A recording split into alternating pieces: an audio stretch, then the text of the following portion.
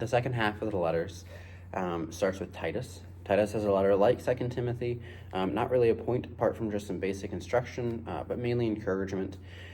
Also some personal matters like housing arrangement for his visit. Philemon is informing them that he is pleased with them, that he is sending Onesimus to them, even though he likes his company, and telling them he plans on seeing them soon.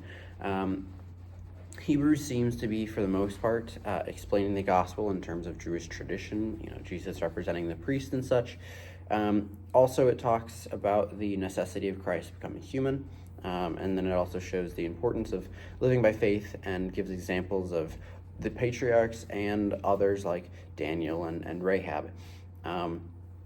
James, it feels almost like a list of proverbs, right? God does not tempt, be slow to speak, slow to anger. A religion without a controlled tongue is useless. Every line seems like a good one. It also pairs well with Hebrews, contrasting works to faith, saying works without faith is dead. And then James also talks about the power of prayer.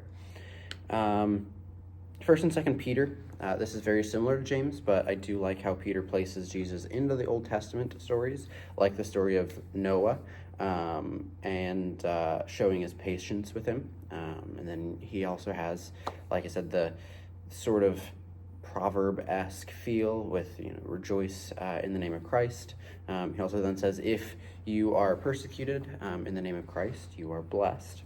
1 John, fellowship with God is walking in light and demonstrating through fellowship with others.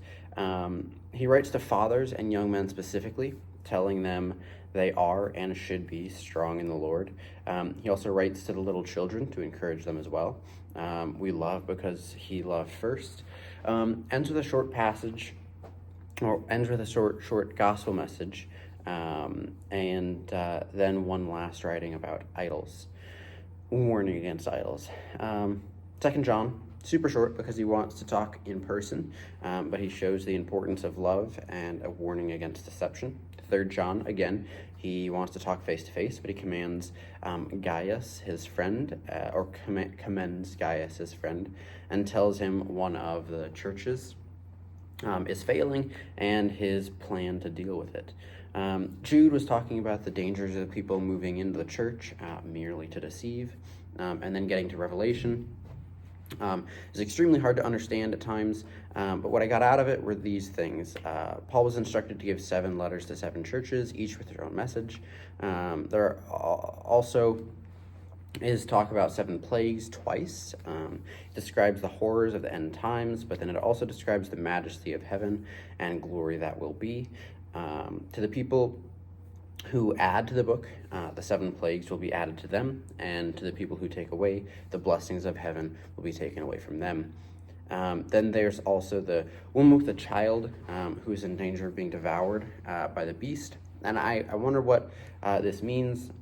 Does it have something to do with Christ or something else? I'm not sure, but that intrigued me.